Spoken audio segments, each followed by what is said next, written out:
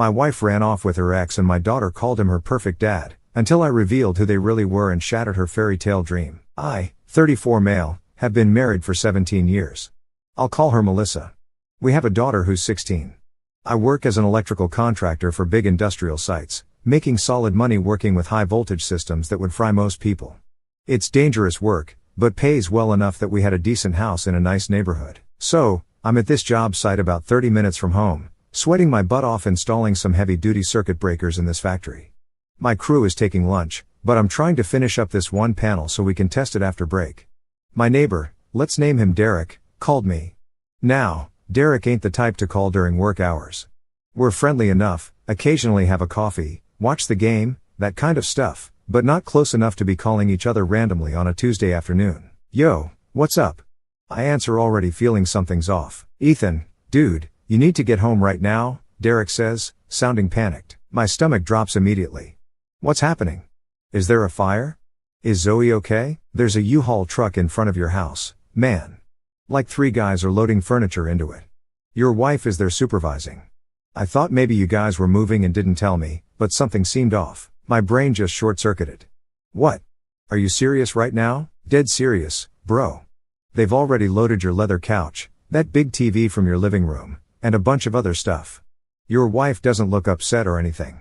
She's checking stuff off on a clipboard. I'll be there in 20, I said, already ripping off my work gloves. I basically ran to my supervisor, told him there was an emergency at home, possibly a robbery in progress. Dude took one look at my face and just nodded. Go. I broke every goddamn speed limit getting home. My mind was racing the whole time. Was this some kind of organized daytime robbery? Was Melissa being forced to help at gunpoint or something? Did she snap and decide to just bail on our marriage? Nothing made sense. As I screeched into our neighborhood, I could see the U-Haul from the end of the block. Big 26-footer parked half on our lawn. And sure enough, there's Melissa in her yoga pants and tank top holding a clipboard looking completely unworried while some guys I'd never seen before were carrying our furniture out of our house. But what really got me seeing red was this tall dude in designer sunglasses and a polo shirt pointing and directing the movers like he owned the place, standing on my property, giving orders about my stuff. I slammed on the brakes, threw my truck in park, and jumped out so fast I didn't even close the door behind me. Stormed right up to that polo shirt guy. What the hell do you think you're doing? I shouted, getting right in his face. This clown barely looked at me, just glanced over with this annoyed expression and said, "Mind your business, dude." I don't remember consciously deciding to hit him. It was like my body moved on its own. My fist connected with his jaw so hard I felt the impact shoot all the way up to my shoulder. He went down like a sack of bricks. Sunglasses flying off, blood already starting to trickle from his lip. I was on him in a second, just blind with rage. 17 years of marriage, working 60-hour weeks sometimes. Never even looked at another woman. And here's this random dude stealing my things in broad daylight. You think you can steal from me? I was yelling, landing punch after punch. The movers just stood there watching, not even trying to stop me. With one hand still gripping his shirt collar, I pulled out my phone and dialed 911. There's a robbery at my house, I told the dispatcher, breathing hard. I've got one of them subdued. Send cops now. I gave them my address and hung up. That's when I heard Melissa screaming. Ethan, what are you doing? Get off him. She dropped her clipboard and ran over, shoving me hard enough that I actually lost my grip on the guy. She dropped to her knees beside him, checking his face, wiping blood from his nose with her sleeve, looking at him like, that's when it hit me. Do you know this jerk? I asked, already knowing the answer, but needing to hear it. Melissa looked up at me, and I'll never forget the expression on her face. Not guilt, not shame, annoyance, like I was the one causing problems. Yes, she said, her voice ice cold. This is Jordan. He's my boyfriend. I swear to God, time stopped. My ears started ringing. 17 years, a lifetime together. And this is how I find out. Before I could even process what was happening, my foot connected with Jordan's ribs hard. He groaned and curled up. Then I kicked him again, this time right in target. He made this high-pitched wheezing sound that would have been hilarious in any other situation. You're my wife, I shouted at Melissa. And you're moving our stuff out with your boyfriend? I looked at the U-Haul, then back at her. What the hell is this? You're just leaving, taking half our things without even telling me. She stood up, brushing dirt off her knees. I was going to call you after. I didn't want a scene. A scene like this was just some minor inconvenience. Like she wasn't blowing up our entire life without even a conversation. The cops showed up before I could really process what was happening. 2 cruisers, lights flashing. The neighbors were all out on their porches by this point, watching the show unfold. This big cop immediately got between me and Jordan, who was still on the ground moaning. "What's going on here?"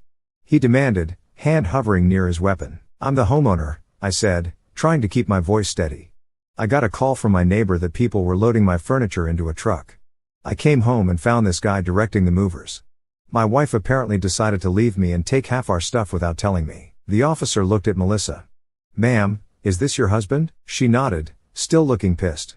"And you're removing items from the house." "I'm taking my half," she said like it was the most obvious thing in the world. The officer sighed. "Ma'am, you can't just take things from the marital home without a court order. Until a judge orders the assets to be split, you can't legally remove furniture or major possessions." Melissa's face went from annoyed to shocked. "What? That's ridiculous. Half of this stuff is mine." "Maybe so," he said. "But you need legal documentation before you start dividing property. What you're doing right now could technically be considered theft." Her mouth dropped open. "Theft? It's my stuff, too." "The law doesn't work that way, ma'am. You need to go through proper legal channels." By this time, the second cop was helping Jordan up. Dude's face was already swelling. Blood smeared across his chin. He was giving me the death glare, but wisely kept his mouth shut. "So, what am I supposed to do?" Melissa demanded. "You can take your personal effects, clothes, toiletries, items that are clearly yours alone. But furniture, electronics, anything that could be considered jointly owned stays until the courts decide otherwise." Melissa looked like she was about to explode. I can't believe this." Jordan finally spoke up, his voice nasal from his busted nose. "Baby, let's just go. We'll figure it out later." "Baby." I lunged toward him, but the cop caught me. "That's enough," he said firmly. "One more move like that and you're in cuffs, too." I backed off, but I was still seeing red. The cops turned to the movers who'd been standing around this whole time like they were watching a damn reality show. "You guys need to unload everything you've already put in the truck. Now." They shrugged and started carrying stuff back inside. "This isn't over," Melissa hissed at me as she stomped into the house to pack her clothes. "Oh, it's just getting started," I called after her. After the cops left, one stayed to make sure everything got put back and Melissa only took her personal stuff. I sat in my living room staring at the wall, trying to process what the freak had just happened. My knuckles were bruised and swelling. My wedding ring felt like it was burning a hole in my finger. I took it off and tossed it onto the coffee table. I was still sitting there when Zoe got home from school. She walked in, backpack slung over one shoulder, and stopped short when she saw me. "Dad, why are you home?" Then she noticed the state of the living room. Furniture all askew from being moved and put back. A few drops of blood on the carpet from where I'd beat Jordan's butt. "What happened?" I patted the couch next to me. "Sit down, kiddo. We need to talk." She sat looking nervous. "Is everything okay?" I took a deep breath. "Your mom left today. She's seeing someone else." I expected shock, confusion, maybe tears. What I didn't expect was for Zoe to just nod slightly and say, "Oh, you mean Jordan?" The air left my lungs like I'd been punched. You knew about him?" She started picking at her nails, not meeting my eyes. "Yeah, Mom told me a while ago." "How long?" My voice sounded hollow even to me. She shrugged. "Like 6 months, maybe. He's her college boyfriend. They reconnected on Facebook last year." Each word felt like a knife. My own daughter had known my wife was cheating for months and never said a word to me. "She said he's her soulmate," Zoe continued, still not looking at me. "That they were meant to be together, but life got in the way. He had to move to Europe for work right after college, and they lost touch. She said she only married you because you were stable and would be a good provider. So, I was just a backup plan, just an ATM machine." Zoe shrugged again. "She said you were a good choice, reliable, nice, but she never really loved you the way she loved Jordan." The casual way she said it, like she was discussing the weather, like my entire life hadn't been a goddamn lie, like she hadn't been complicit in keeping this secret from me. "So, if Jordan had never left for Europe, your mom would have married him instead, and you would have been his kid. That would have been better, right?" I asked, trying to keep my voice steady. "Yeah," Zoe said with this dreamy look. "Mom says they're soulmates. It would have been perfect." "Who else knows about this?" "About Jordan?" I asked. "Grandma and Grandpa know?" She said, referencing Melissa's parents. "They never really liked you anyway. They always thought Mom could do better." That was the final straw. 17 years with those people. 17 Christmases and Thanksgivings and birthdays, fixing their cars, helping them move, building them a goddamn deck for their retirement house, and they'd never really liked me. I laughed. It wasn't a happy sound. Dad, are you okay? Zoe asked, finally looking concerned. I gave her a smile that I know didn't reach my eyes. I'm going to be just fine. In fact, I'm going to give everyone exactly what they want. I didn't sleep that night. Just sat there making plans. By morning, I knew exactly what I was going to do. First stop, my buddy Marcus' law office. Marcus is this shark of a divorce attorney who handles all the nasty high conflict splits in town. We played football together in high school, and I'd rewired his whole house for free last year. I walked in without an appointment, but his secretary took one look at my face and immediately ushered me back. Jesus, Ethan, you look like, Marcus said when I walked in. What's going on? I laid it all out for him, every detail. By the time I finished, he was already pulling out forms. I need this done fast, I told him. And I need to protect everything I have. She gets the absolute minimum required by law, not a penny more. Marcus nodded. We'll file today. Emergency hearing to freeze assets, too, since she already tried to remove property. What about custody? He asked. I laughed bitterly. Let her have Zoe. They deserve each other. Marcus raised an eyebrow but didn't argue. Child support will still be required. Fine. Whatever the law requires until she's 18, but nothing extra. After the lawyer, I went straight to our bank. Walked up to the teller with my ID already out. I need to withdraw from our joint account, I said. All of it. The teller, her name tag said Brenda, looked nervous when she saw the balance. Almost $23,000. Our emergency fund plus some savings for a kitchen remodel we'd been planning. The entire amount, sir? Actually, I said, thinking about it, leave $37 in there. She blinked, confused. That's a specific amount. It's exactly what my wife has contributed to that account in the last year, I said. The rest came from my paychecks. Next, I called HR at my company and removed Melissa as the beneficiary on my 401k and life insurance, replacing her with my sister. Called our credit card companies and reported the cards as lost so they'd be deactivated. Cancelled our joint Costco membership, Netflix, Hulu, Amazon Prime, everything. I even called our gym and told them my wife would no longer be on my family plan. Last, I called my mom and filled her in on what happened. I can't say I'm surprised, she said after a long pause. That girl always had wandering eyes, even at your wedding. What? Why didn't you say something? Would you have listened? You were so in love. Besides, I didn't have proof, just a feeling. Mothers know these things. We talked a bit longer, and I told her my plan to let Melissa have custody of Zoe. Are you sure about that? Mom asked.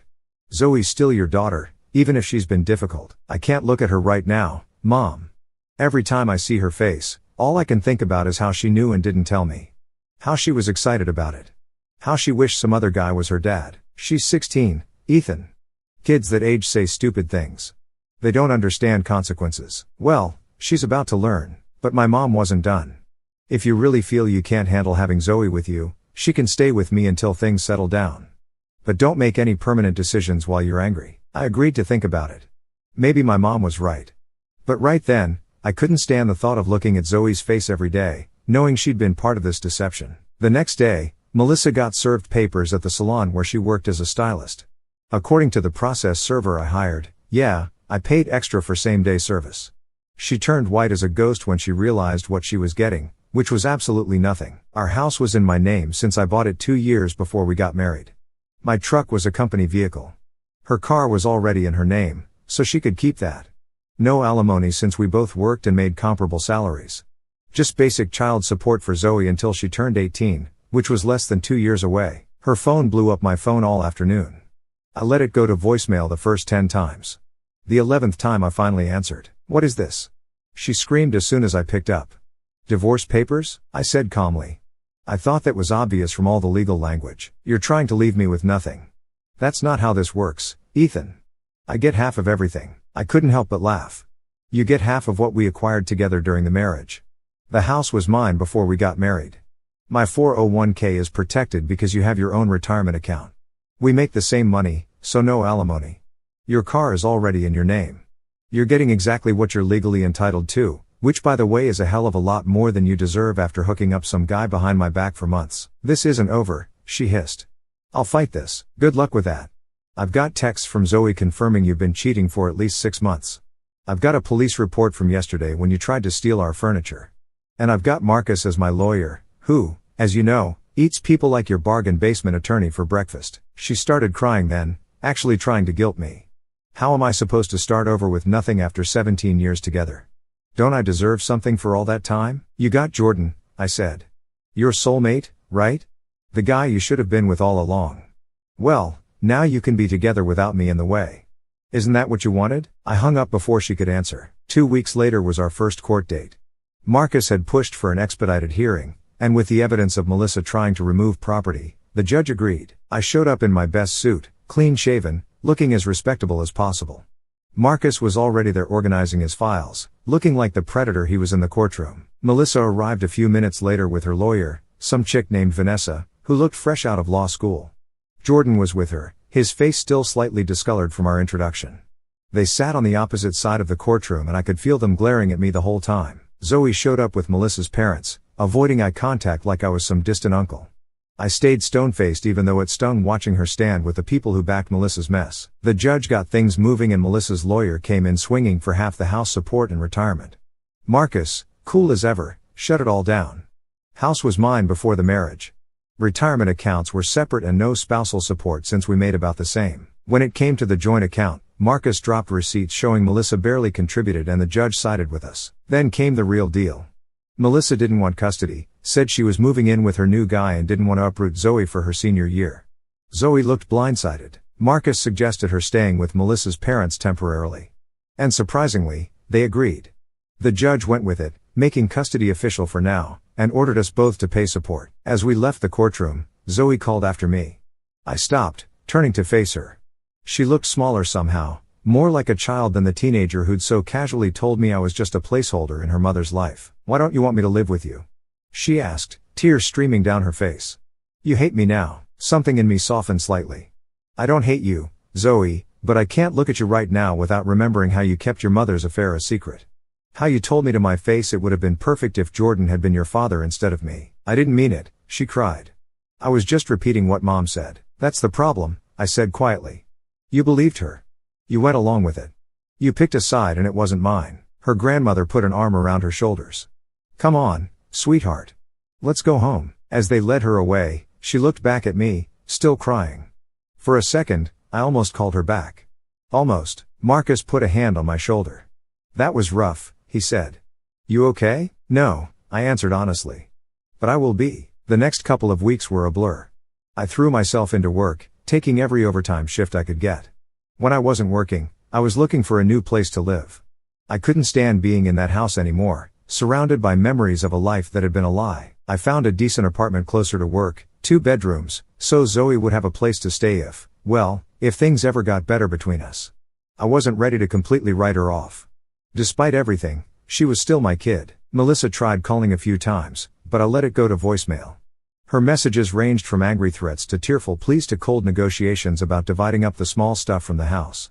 I responded only to the practical messages and only through text. About 3 weeks after the court hearing, I got a call from Zoe's grandmother, Carol. Ethan, it's about Zoe, she said, her voice tight. My heart dropped. What's wrong? Is she sick? Not physically. She's hardly eating, barely sleeping. Her grades are dropping. She's devastated, Ethan. She thinks you've abandoned her. I sighed, rubbing my temple. Carol, she knew about the affair for months and didn't tell me. She told me to my face she wished another man had been her father. What am I supposed to do with that? There was a long pause. Did you know? Carol finally said. That Melissa told Zoe she'd send her to boarding school if she ever told you about Jordan. I sat down hard. What? Melissa threatened her. Said if Zoe ruined things, she'd make sure Zoe regretted it. That girl was trapped between her parents, Ethan. She made a mistake, but she was manipulated by her mother. I didn't know what to say. I'd been so hurt, so angry. I hadn't considered that Zoe might have been coerced into keeping the secret. Would you be willing to talk to her? She asked. Really talk. I think she needs to hear from you that you don't hate her. I'll come by tomorrow after work, I promised. When I showed up at Carol and Bill's house the next day, Zoe was sitting on the front porch. She looked terrible, pale with dark circles under her eyes. Her hair, which she'd always taken such pride in, was pulled back in a messy ponytail. She stood up when she saw me, uncertain. Your grandmother called me, I said. Said you're not doing great. She shrugged, looking at the ground. I'm fine. I sat down on the porch steps and patted the spot next to me. After a moment's hesitation, She sat down. Grandma told me Mom threatened you, I said. About keeping the Jordan thing a secret. Zoe tensed beside me. She said she'd send me away, that I'd never see my friends again, that it would be my fault her happiness was ruined. I took a deep breath, trying to control the fresh wave of anger at Melissa. Why didn't you tell me that in court or before? I was scared, she whispered. And ashamed. I knew it was wrong what Mom was doing, but I didn't know what to do. We sat in silence for a minute. I never wished Jordan was my dad, she finally said. Not really. Mom kept telling me how perfect he was, how happy they were going to be. I guess I wanted to believe her that there was this perfect life waiting for us. Life isn't perfect, kiddo.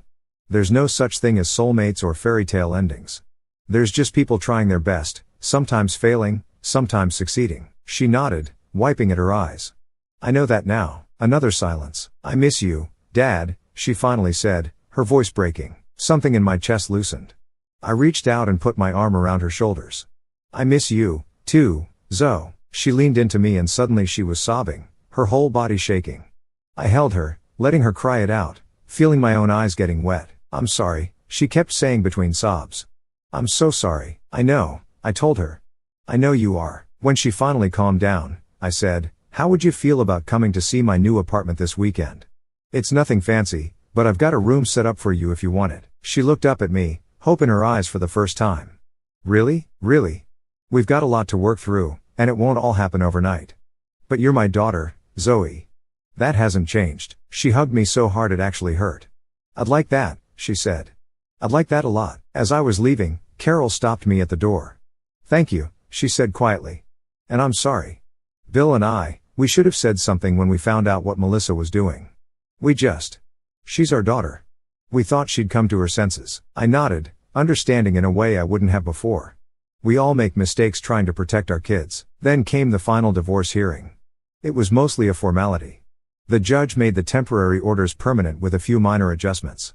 Zoe would split time between my apartment and her grandparents' house with the option to stay with Melissa on occasional weekends if she wanted to. She didn't. Melissa showed up alone. No Jordan. She looked rough, had lost weight, dark circles under her eyes.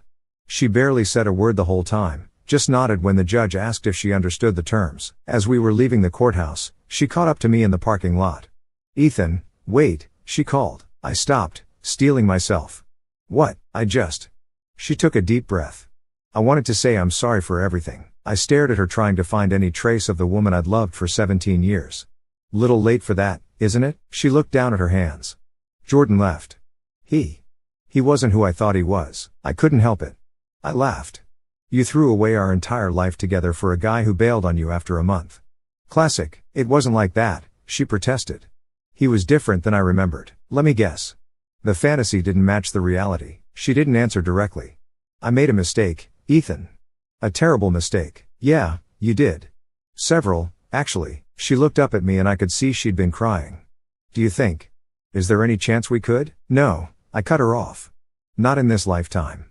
You didn't just cheat on me, Melissa. You lied to me for months. You manipulated and threatened our daughter. You tried to steal from me. You broke every fucking promise you ever made to me. There's nothing left. I still love you, she whispered. I shook my head. No, you don't. You love the idea of me as a safety net now that your fantasy blew up in your face. She flinched like I'd slapped her. That's not fair. None of this is fair, Melissa. Welcome to real life. I turned to walk away. He hit me, she blurted out. I stopped, not turning around. Jordan, she continued. He had a temper. I never saw it before we moved in together. He'd get so angry over nothing. And one night, he just snapped. Despite everything, I felt a flash of anger. Nobody deserves that, not even her. Did you report him? I asked, still not looking at her. Yeah, she said quietly. He's got a restraining order now. I finally turned back. Good. I'm glad you did that. At least. I'm staying with my cousin right now, she said. The salon cut my hours because I was a mess after everything. I knew what she was angling for. Financial help, a place to stay, her old life back.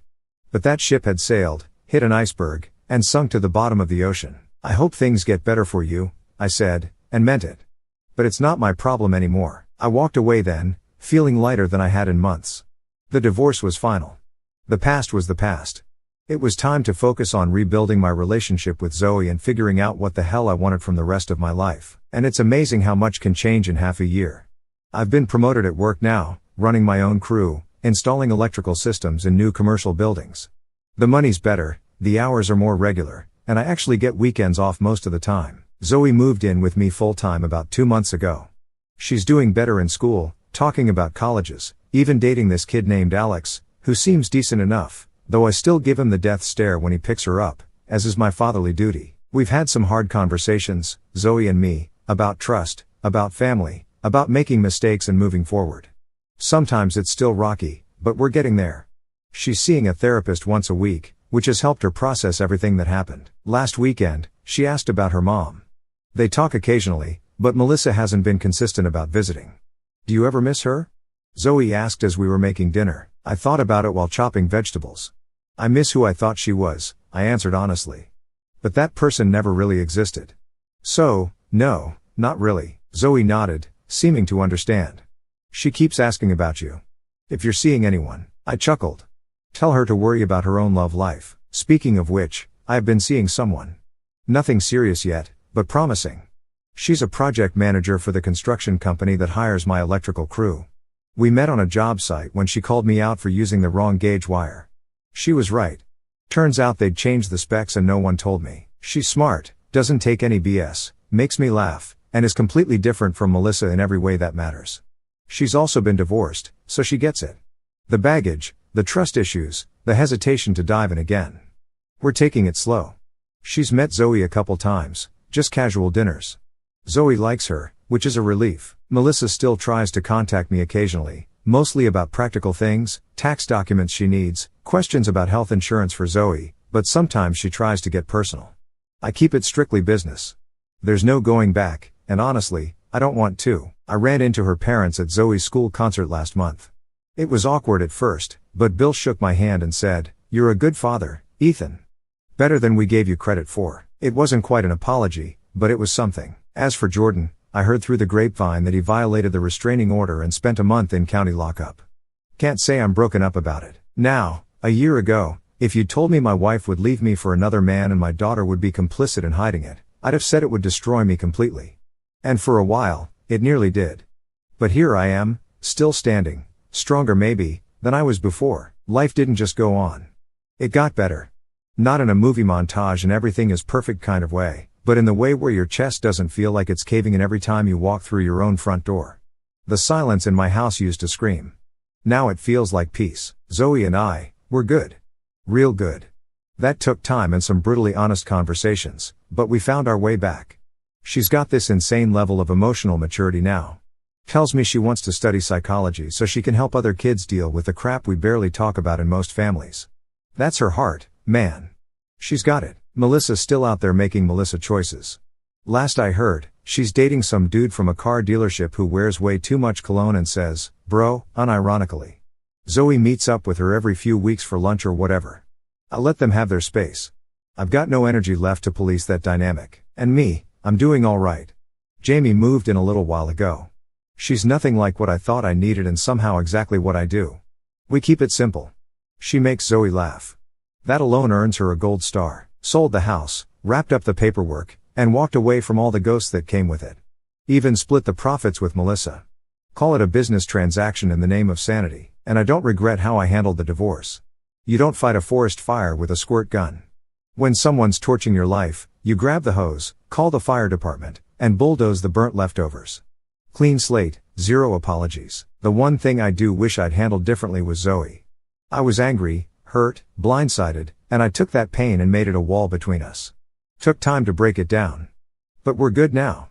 Better than good, actually.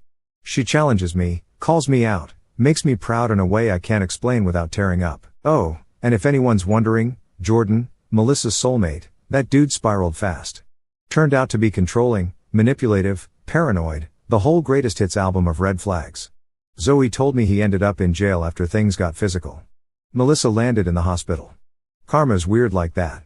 Doesn't always come fast, but it rarely forgets. Do I feel bad? I don't know.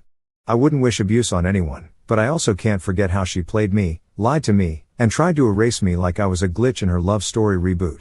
That's on her. She built the bridge. She burned it, then watched it fall with a front row seat. And to everyone DMing me asking if Zoe is really mine, stop. Seriously, that girl is mine in every way that matters.